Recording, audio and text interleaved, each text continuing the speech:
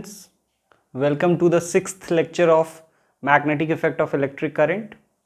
इस लेक्चर में हम लोग एम्पियर सर्किटल लॉ के एप्लीकेशन को कंटिन्यू करेंगे और इसमें हम लोग magnetic field due to solenoid और magnetic field due to toroid के डेरिवेशन को देखेंगे और उससे रिलेटेड कॉन्सेप्ट्स को समझेंगे।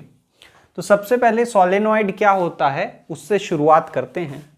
सपोज कि आपके पास एक कोई सिलेंड्रिकल बॉडी है और इस सिलेंड्रिकल बॉडी पे आप वायर को, इंसुलेटेड वायर को बहुत क्लोजली रैप करना शुरू करते हैं। तो जब आप इस तरह से रैप करिएगा तो आपको इस तरह का कुछ फिगर बनेगा। ये जो फिगर होगा ये आपका सोलेनॉइड कहलाता है। ठीक है, तो solenoid is simply closely wrapped insulated wire in form of helix. आपको ये मालूम होना चाहिए कि ये जो शेप है इसको हम लोग हेलिकल शेप कहते हैं या फिर हेलिक्स कहते हैं। अगर इस तरह का सोलेनॉइड लिया जाए और उसके मैग्नेटिक फील्ड को हम लोग एनालाइज करने की कोशिश करें, अच्छा इसमें हम लोग ये भी अज्यूम कर रहे हैं कि करंट हम लोग इस तरह से दे रहे हैं, है ना, जैसा कि इसमें ड्रॉ किया हुआ है। तो करंट अगर इस तरह से है, क्या हम लोग हर एक टर्न को एक सर्कुलर लूप की तरह ले सकते हैं? यस और नो? तो अगर हर एक टर्न सर्कुलर लूप की तरह लिया जा सकता है तो हर एक टर्न के कारण जो मैग्नेटिक फील्ड है वो निकाला जा सकता है। यस और नो? तो we know how to find the direction of magnetic field on the axis of circular loop. कैसे निकालते हैं? We curl our fingers in the sense of current, the extended thumb gives the direction of magnetic field. तो आपको दिख रहा होगा कि इसी डायरेक्शन में मैग्नेटिक फील्ड है। करंट का जो सेंस है वो इस तरह से एरो से हम लोग दिखा रहे हैं, ये करंट का सेंस है। I hope it is clear, है ना। ये है हमारा करंट, ये है हमारा करंट, ये है हमारा करंट, ये है हमारा करंट, ये कॉन्जिक्यूटिव लूप्स दिया हुआ है। अब अगर एक एक का एनालिसिस करें तो आपको याद होगा कि एक लूप के राउंड जो मैग्नेटिक फील्ड होता है उसका मैग्नेटिक फील्ड लाइंस हमने ड्रॉ किया था। सेंटर पे तो ऐसे होगा और हमने आपको बताया था कि अगर आपको पेरिफेरी पे ड्रॉ करना हो तो आप इस तरह से पहले कॉन्सेंट्रिक सर्कल्स ड्रॉ कर लीजिए और जो डायरेक्शन हमने यहाँ पे एक्सिस पे लिया है उसी हिसाब से इसमें भी डायरेक्शन आप दे दीजिए, तो आपको magnetic field due to one loop, single loop मिल जाएगा। तो यहाँ पे भी आप अगर एक सिंगल लूप की चर्चा करें तो यहाँ पे मैग्नेटिक फील्ड, क्योंकि करंट इस तरफ से है तो मैग्नेटिक फील्ड इसी डायरेक्शन में देंगे। उसके अलावा हम लोग यहाँ पे कॉन्सेंट्रिक सर्कल्स भी ड्रॉ करेंगे, कॉन्सेंट्रिक सर्कल्स को भी दिखाएंगे। ठीक, लेकिन आप अगर ध्यान से देखिए तो वहां पे अगर हम चाहते तो 2 क्या 3 4 5 6 कॉन्सेंट्रिक सर्कल्स ड्रॉ कर सकते थे। यहाँ पे क्या होगा कि शुरुआत में ये जो मैग्नेटिक फील्ड होगा इसके जो बहुत क्लोज वाले पॉइंट्स होंगे वहां पे जो मैग्नेटिक फील्ड होगा वो बहुत इसका अपना पर्सनल मैग्नेटिक फील्ड होगा, उसका इन सब से बहुत ज़्यादा इन्फ्लुएंस नहीं होगा। लेकिन जैसे जैसे हम दूर जाएंगे तो अब यहाँ पे ये जो रीजन है, जो एकदम बीच का रीजन है, वहाँ पे इसका भी बात माना जाएगा और इसका भी बात माना जाएगा। तो एज अ रिजल्ट जो इंडिविजुअल सर्कल्स थे वो आपस में ओवरलैप करके एक सिंगल लूप बनाने लगेंगे और ये सिंगल लूप आपको हल्का हल्का डेविएटेड इंडिविजुअल सर्कल्स का भी कुछ प्रेजेंस दिखा रहा है और कुछ कुछ ओवरलैपिंग वाला भी चीज़ को दिखा रहा है। यस, दोनों ही चीज़ें यहाँ पे इस लूप में आपको दिख रही हैं। लेकिन और जब दूर हो जाता है तो इनका इंडिविजुअलिटी क्या हो जाता है, खत्म हो जाता है और फाइनली आपके पास एक लूप मिलता है, एक लूप, पूरा लूप बनता है उस मैग्नेटिक फील्ड का। उसी तरह से यहाँ भी आपको दिखेगा वैसा ही चीज़, एकदम सेम, जो ऊपर वही नीचे। तो और दूर जाएंगे तो क्या होगा, ये लूप और बड़ा सर्कल बनाएगा। तो क्योंकि यहाँ पे जब आते हैं तो मैग्नेटिक फील्ड्स बहुत नज़दीक हो जाते हैं और लेकिन इधर जो मैग्नेटिक फील्ड लाइन है उसके पास बहुत स्पेस है तो वो बहुत बड़ा सर्कल बनाता है। तो ये देखिए यहाँ पे इसमें कितनी दूरी हो जाएगी। सेम मैग्नेटिक फील्ड, ये मैग्नेटिक फील्ड यहाँ भी है और वही मैग्नेटिक फील्ड उसके बगल वाला ये मैग्नेटिक फील्ड यहाँ है।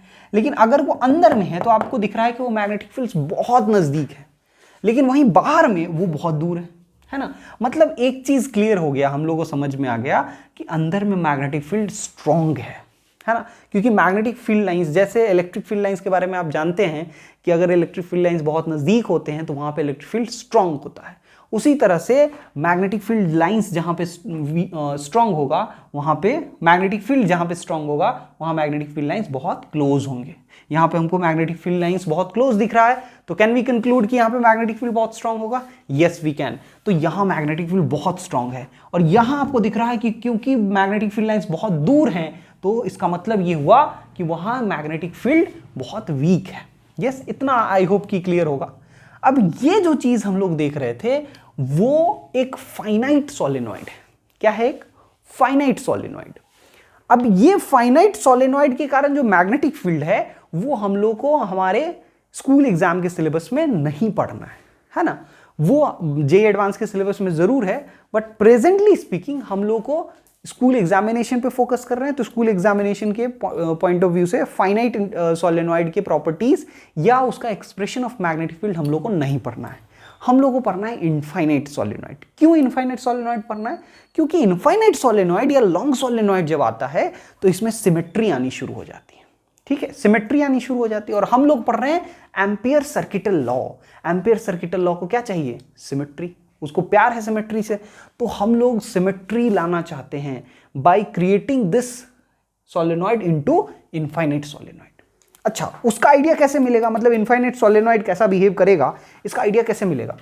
आप इसी फाइनाइट सोलेनॉइड के बहुत अंदर चले जाइए और एक छोटा सा पोर्शन देख लीजिए, तो आपको दिखेगा कि वास्तव में अगर इनफाइनाइट सोलेनॉइड होता तो उसका most of the space inside जो होगा वो कैसा बिहेव करेगा? वो ऐसा बिहेव करेगा।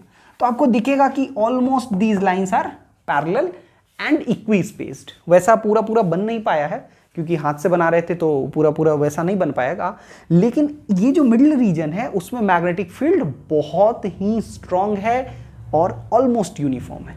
ठीक, बाहर में अगर देखा जाए तो इस रीजन में तो आपको कोई फील्ड लाइन भी नहीं दिख रहा है, तो ये पक्का है कि बाहर में जो मैग्नेटिक फील्ड है बहुत वीक है। इसके बेसिस पे हम लोग एक अजम्पशन करते हैं for infinite solenoid. We assume कि magnetic field inside the infinite solenoid will be uniform, okay, and strong. Outside the solenoid we assume that the magnetic field is approximately 0. Yes, with this assumption we will apply Ampere circuital law to find the expression of magnetic field inside the infinite or long solenoid. जब भी हम लोग infinite कहते हैं तो आपको ध्यान रखना है इनफाइनाइट प्रैक्टिकली एग्जिस्ट नहीं करता है, तो उसका क्या फायदा होगा? अगर लेंथ बहुत बड़ा हो सोलेनॉइड का in comparison with its radius, जो इसका रेडियस है जिसमें इसको रैप किया गया है, उस रेडियस के कंपैरिजन में लेंथ अगर बहुत बड़ा होगा तो even the finite solenoid will be similar to a infinite solenoid और it is simply called as long solenoid. तो वो वाला करके देखते हैं, वही हम लोग करने जा रहे हैं। आई होप कि ये डिस्कशन आपको समझ में आ गया होगा। So let's now derive magnetic field due to a long solenoid.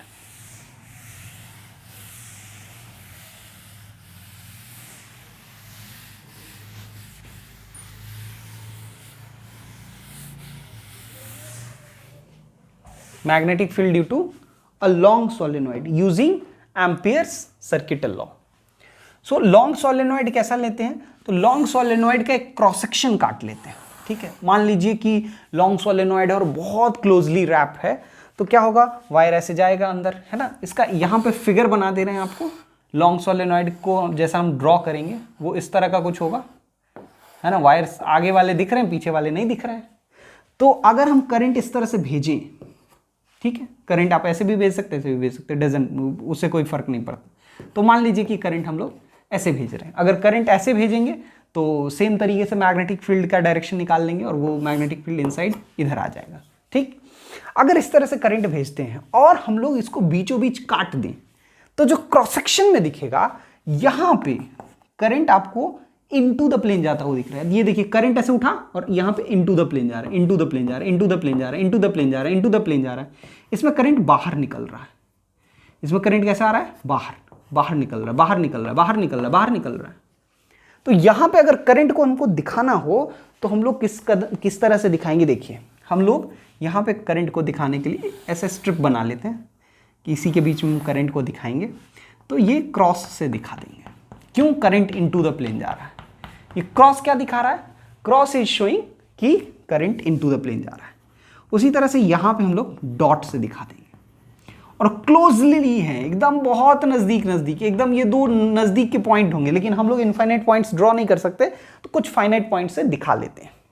अगर इस तरह का होगा तो मैग्नेटिक फील्ड लाइंस कैसा ड्रॉ कर सकते हैं, तो इसके अंदर जो मैग्नेटिक फील्ड लाइंस ड्रॉ करेंगे वो हमने जो अजम्पशन लिया है कि inside this the magnetic field is almost uniform, ठीक, ऑलमोस्ट यूनिफॉर्म मैग्नेटिक फील्ड है, बी कांस्टेंट है, that's why we have drawn parallel and equidistant magnetic field है। पैरेलल और इक्विडिस्टेंट मैग्नेटिक फील्ड लाइंस हमने ड्रॉ कर ली, ठीक।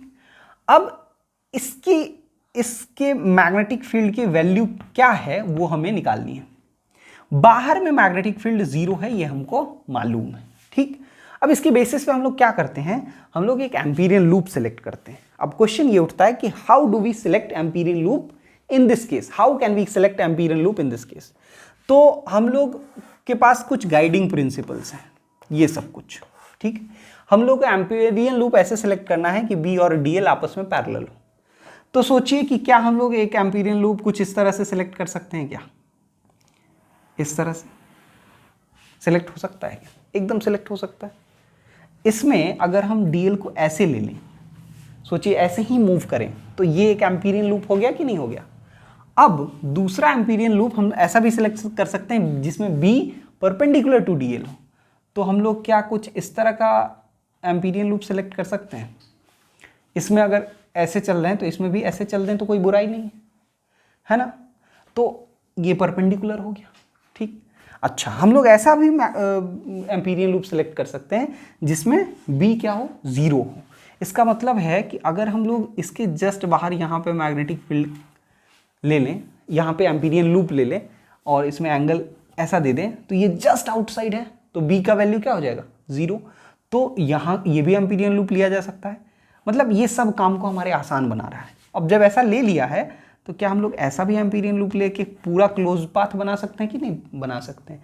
तो ये पूरा क्लोज पाथ हो गया। तो अगर आप इसमें ध्यान से देखिएगा, पहले इसका नेमिंग कर देते हैं, ए, बी, सी और डी, ठीक।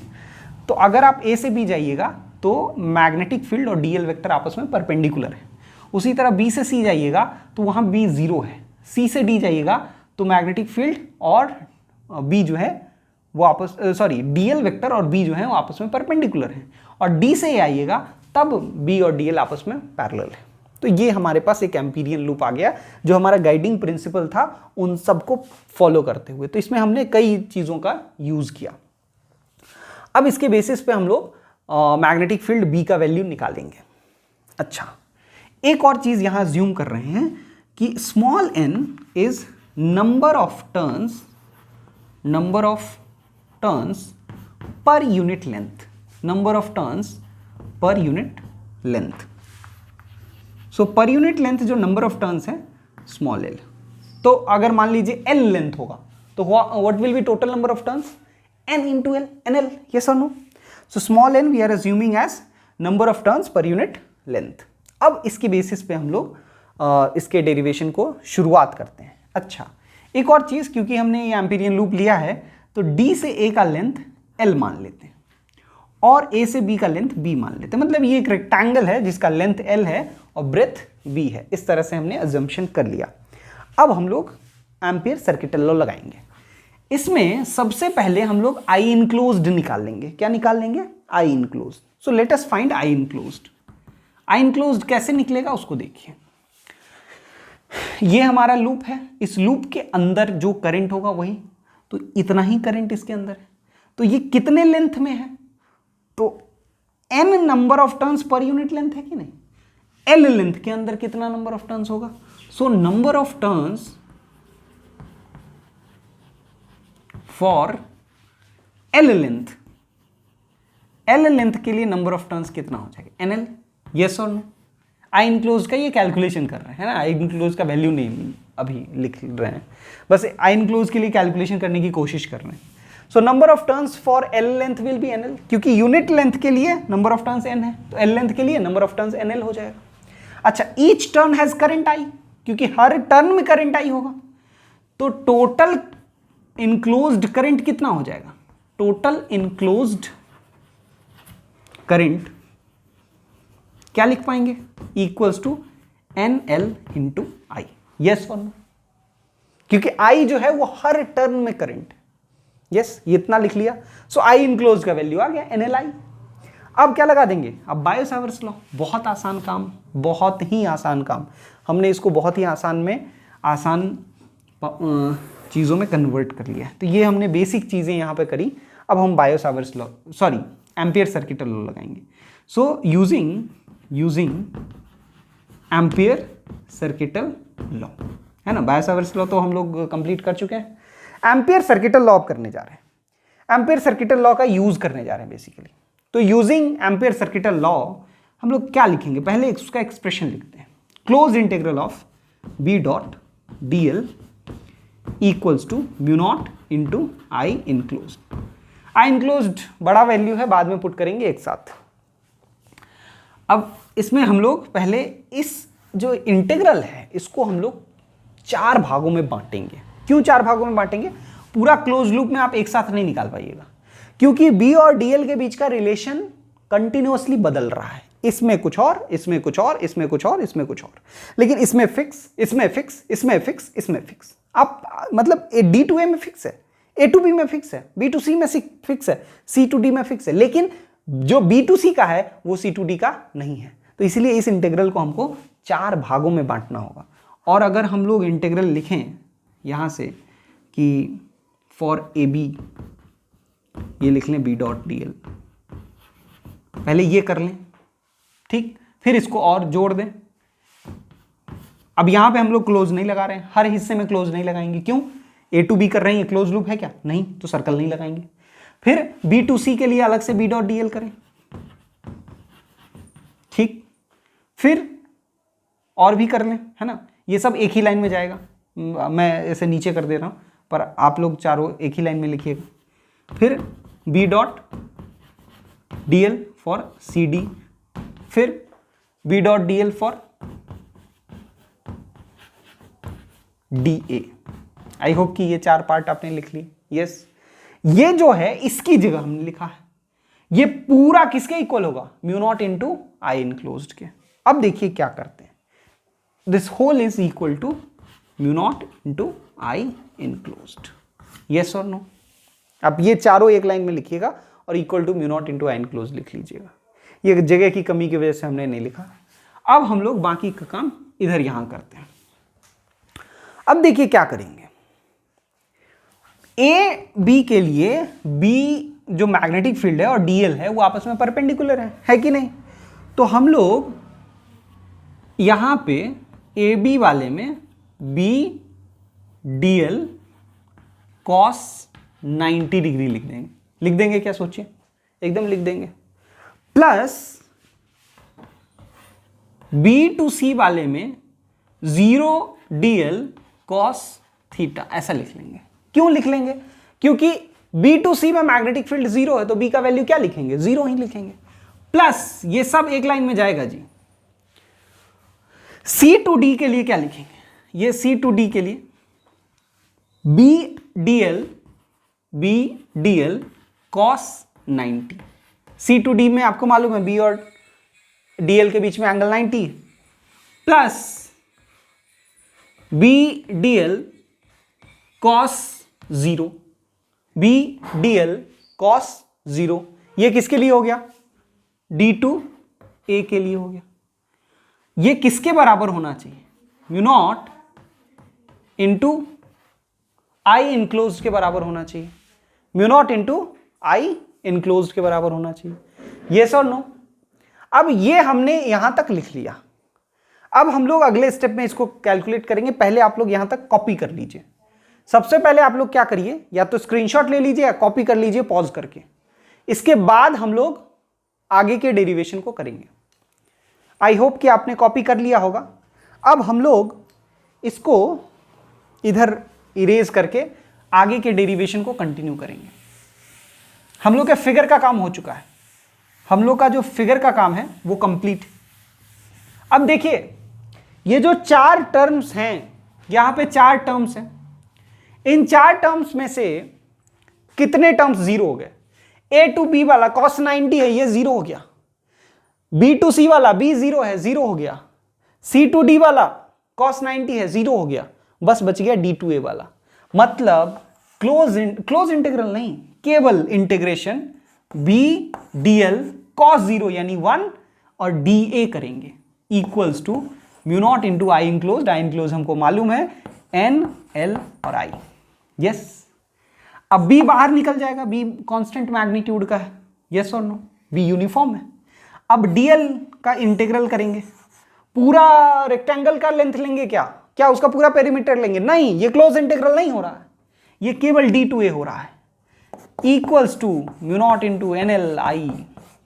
देखिए अगले स्टेप में क्या आ जाएगा। ये जो लेंथ होगा डीएल वो डी से ए तक का लेंथ होगा, और डी से ए तक का लेंथ हमने एल अज्यूम किया है, इसलिए बी एल लिख लेंगे equal to mu naught N L I. और ये एल से एल कैंसिल हो जाएगा और बी का वैल्यू कितना आ जाएगा? Mu naught N I. I hope कि आप लोगों को समझ में आ गया होगा। फुल डिटेल्ड एक एक स्टेप बाय स्टेप हमने डेरिवेशन किया magnetic field due to solenoid. अब हम लोग करने जा रहे हैं magnetic field due to toroid. तो ये लास्ट टॉपिक है एम्पियर सर्किटल लॉ में, क्लास 12th बोर्ड एग्जामिनेशन के पॉइंट ऑफ व्यू से, तो वो भी हम लोग देख लेते हैं। आई होप कि आपने ये कॉपी कर लिया होगा, जस्ट कॉपी कर लीजिए, तब तक मैं ये इरेज कर देता हूं।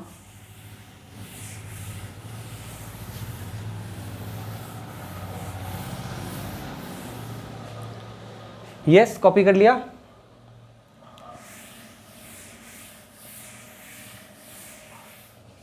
तो अब हम लोग शुरू करने जा रहे हैं magnetic field due to toroid.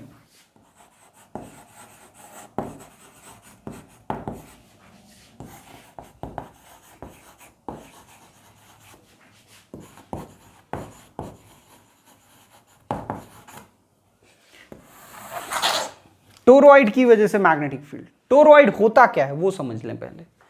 वास्तव में सोलेनॉइड को ही अगर आप दोनों एंड को मिला दें, सोलेनॉइड में 2 एंड होगा, एक शुरुआत एक एंड, उन दोनों को मिला दें तो वो कुछ ऐसा शेप ले लेगा,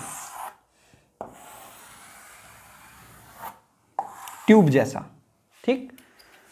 या आप ये ऐसा भी कर सकते हैं कि एक ट्यूब ले लें, है ना, जो ट्यूब होता है व्हील्स के अंदर, वैसा ट्यूब ले लें और उस ट्यूब के राउंड बहुत क्लोज रैपिंग करें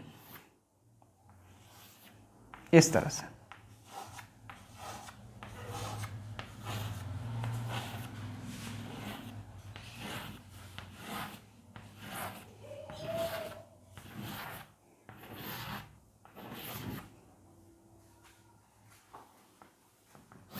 इस तरह से तो देखिए करंट ऐसे एंटर करेगा, ऐसे मान लीजिए, फिर ऐसे निकलेगा, फिर ऐसे आएगा, फिर ऐसे अंदर घुसेगा, ये पीछे का हिस्सा नहीं दिख रहा है, फिर ऐसे अंदर घुसेगा, ऐसे निकलेगा, फिर ऐसे अंदर घुसेगा, ये निकलेगा, इस तरह से करंट आएगा।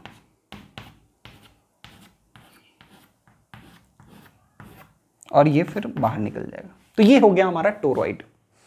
इस टोरॉइड का अगर केवल क्रॉस सेक्शनल व्यू ड्रॉ करना चाहेंगे तो वो हम लोग यहां ड्रॉ कर लेते हैं। पहले इसको समझ लीजिए, इस यहीं पे हम लोग क्रॉस सेक्शनल व्यू ड्रॉ कर लेंगे। आप चाहें तो यहाँ क्रॉस सेक्शनल व्यू भी ड्रॉ कर सकते हैं। देखिए करंट जो है इनटू द प्लेन जा रहा है, तो यहाँ पे क्रॉस आएगा। तो अगर क्रॉस सेक्शनल व्यू ड्रॉ करेंगे तो यहाँ पे क्रॉस, यस और नो, और यहाँ से वो बाहर निकल रहा है तो बाहर वाले पे सारे में डॉट, ठीक। ये हमने टोरॉइड ड्रॉ कर लिया, है ना, कुछ बच गया, ये भी, है ना, ये पूरा टोरॉइड। अब इसकी वजह से मैग्नेटिक फील्ड निकालना है। इसमें क्या क्या चीज़ें हैं उनको पहले देख लें। इसमें जो है वो सबसे पहले एक इनर रेडियस है R1, ठीक, और एक आउटर रेडियस है R2। एक इनर रेडियस R1 हो गया, एक आउटर रेडियस R2 हो गया। अब हम लोग को जो मैग्नेटिक फील्ड निकालना है वो यहां से सेंटर से किसी R डिस्टेंस पे निकालना है, ठीक। वो R जो होगा 3 अलग अलग केसेस में, केस 1 में R जो होगा वो R1 से भी छोटा होगा, मतलब इस रीजन की बात कर रहे हैं, R1 से छोटा ये रीजन। दूसरा R1 से बड़ा लेकिन R2 से छोटा, मतलब इस रीजन की बात हो रही है। और तीसरा R2 से बड़ा। तो सबसे पहले केस 1 को डिस्कस करते हैं, R लेस देन R1। अगर R लेस देन R1 है तो इसके लिए हम लोग जो एम्पीरियन लूप बनाएंगे वो ऐसा कुछ बनेगा, यस और नो। अगर ये एम्पीरियन लूप बना तो इसके लिए अगर I इनक्लोज्ड निकाला गया तो क्या आएगा, तो इसका I इनक्लोज्ड आएगा 0। क्यों आएगा I इनक्लोज्ड 0? इसके अंदर कोई करंट नहीं है, तो I इनक्लोज्ड 0 आ गया, मतलब close integral of B dot dl भी 0 आएगा। और बिल्कुल सेम लॉजिक जो हमने हॉलो सिलेंडर के लिए लगाया था इनसाइड द सिलेंडर, उसी लॉजिक से हम लोग यहां पे कह पाएंगे कि B इक्वल्स टू 0। सो हमने प्रूव कर दिया कि for small r less than R1 magnetic field is 0। अच्छा, केस 2 करें उससे पहले, क्योंकि उस केस 2 में ही डेरिवेशन है, हम लोग केस 3 पहले कर लेते हैं। मतलब R ग्रेटर देन R2 ये वाला केस पहले कर लेते हैं। R ग्रेटर देन R2 ये वाला केस कर लेते हैं। R ग्रेटर देन R2 मतलब R जो होगा वो यहां कहीं आएगा, यहां। और अगर R यहां कहीं आ गया तो इसके लिए जो एम्पीरियन लूप बनाएंगे वो ऐसा होगा, ये होगा एम्पीरियन लूप, ये R हो गया। This R is greater than R2। इसमें I इनक्लोज्ड क्या होगा, इसमें भी I इनक्लोज 0 है, बट इसमें I इनक्लोज 0 होना और इसमें I इनक्लोज 0 होना दोनों अलग अलग कारण से है। ये जो एम्पीरियन लूप है इसके अंदर I इनक्लोज इसलिए 0 था क्योंकि इसके अंदर कोई करंट नहीं था। लेकिन ये जो बाहर वाला एम्पीरियन लूप है इसके अंदर जो I इनक्लोज्ड है 0 है, वो दूसरे कारण से है। वो क्यों I इनक्लोज 0 है? देखिए, इसके अंदर में जितना करंट इनटू द प्लेन जा रहा है उतना ही current out of the plane आ रहा है। तो अगर I अंदर जा रहा है तो I बाहर आ रहा है, I अंदर जा रहा है I बाहर आ रहा है। तो अगर आप एक को पॉजिटिव लीजिएगा एक को नेगेटिव लीजिएगा तो टोटल करंट क्या हो जाएगा, 0। इसीलिए I इनक्लोज 0 हुआ। और फिर सेम लॉजिक से B डॉट dl 0 और B 0। तो ये बात समझ में आ गई कि ये जो ट्यूब लिया था हमने, इस ट्यूब के अंदर वाला पोर्शन, मतलब ये ट्यूब के खाली पोर्शन जो है वो वाला R1 से छोटा वाला रेडियस, उसमें मैग्नेटिक फील्ड 0 है। और R2 के बाहर वाला जो रीजन है उसमें मैग्नेटिक फील्ड 0 है। बच गया केवल वो रीजन जो कहां है, R1 और R2 के बीच में, यहां, ये वाला रीजन बच गया। ठीक, अब यहां पे एक एम्पीरियन लूप अगर वैसा सर्कुलर बना लेते हैं तो वहां पे मैग्नेटिक फील्ड कैसा है वो भी देखना पड़ेगा। कैसा है मैग्नेटिक फील्ड? तो देखिए, इसमें जो सर्कल है, बाकी सब लूप है, ये सब एक एक सर्कल है। तो सर्कल के अराउंड हम क्या करते हैं, अपने फिंगर्स को कर्ल करते हैं। तो एक्सटेंडेड थंब जो होता है वो मैग्नेटिक फील्ड के डायरेक्शन को दिखा देता है। तो इसके लिए मैग्नेटिक फील्ड ऐसे है, मैग्नेटिक फील्ड इसके लिए कैसा है, ऐसा। इसके लिए निकालेंगे तो ऐसा, एंड सो ऑन। तो इस तरह से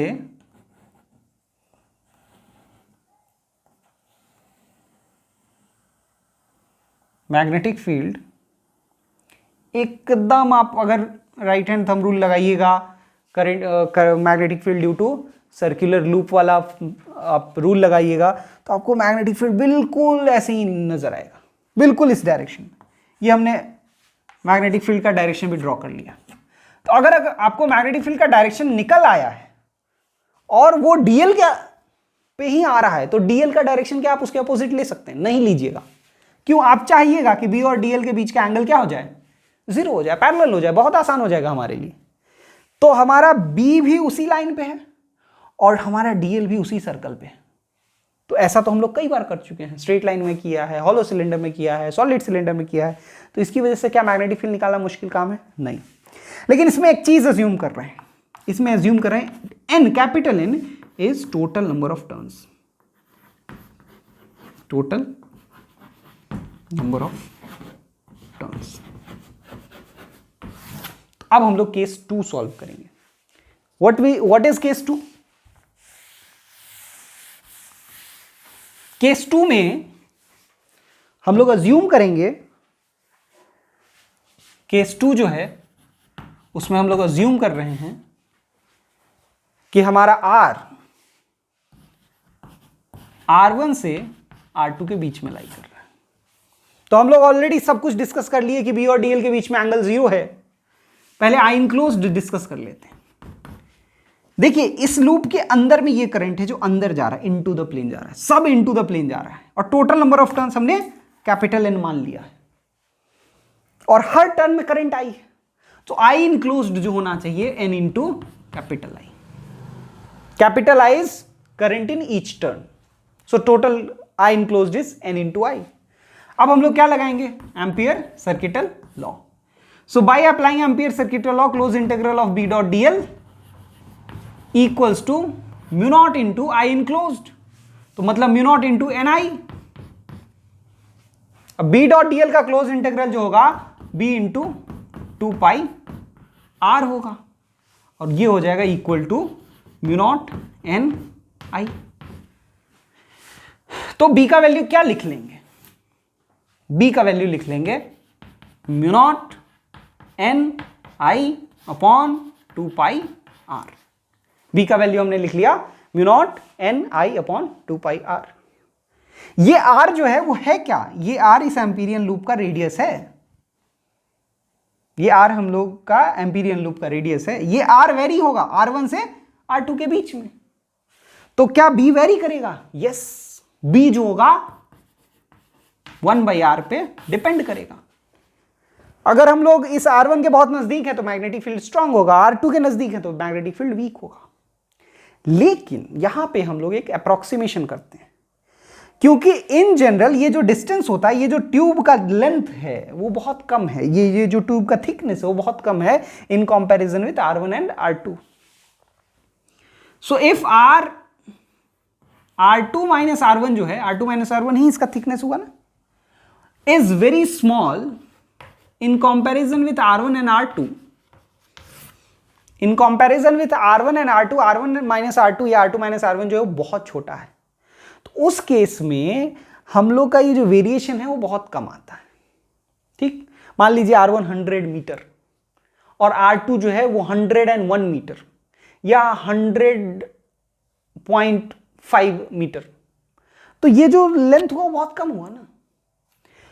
इसके वजह से हम लोग ये जो R का जो वेरिएशन है उसकी वजह से जो मैग्नेटिक फील्ड वेरी कर रहा है उसको हम लोग नेग्लेक्ट कर देते हैं, और हम लोग R ले लेते हैं approximately equal to R1 plus R2 by 2, मतलब एवरेज रेडियस ले लेते हैं। और अगर उसको एवरेज रेडियस हमने ले लिया तो क्या होगा? तो टोटल नंबर ऑफ टर्न्स हमको मालूम है और एवरेज लेंथ भी मालूम है। अब देखिए एवरेज लेंथ, ये आई होप कि आपने लिख लिया है, प्लीज ये लिख लीजिए, और इसको रब करेंगे और बाकी के कॉन्सेप्ट को यहां पे डिस्कस करेंगे। चलिए, तो अगर R एवरेज रेडियस है तो 2 पाई R जो होगा वो एवरेज लेंथ होगा। अब देखिए R1 अलग है, R2 अलग है, नंबर ऑफ टर्न्स सेम है, तो number of turns per unit length अंदर वाले के लिए अलग होगा, अंदर में थोड़ा नजदीक नजदीक होगा, बाहर में थोड़ा दूर दूर होगा, क्योंकि बाहर वाला लेंथ बड़ा है, अंदर वाला लेंथ छोटा है। लेकिन अगर हम लोग एवरेज ले लें तो उस केस में total number of turns by 2 pi R, क्या ये average number of turns per unit length हो जाएगा? क्या इसको लिख पाएंगे average number of turns per unit length, average number of turns per unit length. अगर capital N by 2 pi R को ले लें तो इसको हम लोग स्मॉल n अज्यूम कर सकते हैं, और वैसा अगर अज्यूम कर लेंगे तो B का वैल्यू हो जाएगा mu naught into N into I। ठीक, और ये वही एक्सप्रेशन है जो एक्सप्रेशन किसका आया था? सोलेनॉइड का आया था, यस और नो। तो यहां पे हम लोग का magnetic field due to toroid भी कंप्लीट हो गया, और यहां पे हम लोग का कंप्लीट हो गया application of ampere circuital law. यहां पे हम लोग मैग्नेटिक फील्ड निकालने वाला पूरा कॉन्सेप्ट कंप्लीट कर लिए। अब हम लोग का पार्ट 2 ऑफ मैग्नेटिक फील्ड शुरू होगा, जो कि अब हम लोग नेक्स्ट क्लास में डिस्कस करेंगे। मैग्नेटिक फील्ड निकालने वाला कंप्लीट हो गया, अब मिलेंगे नेक्स्ट क्लास में।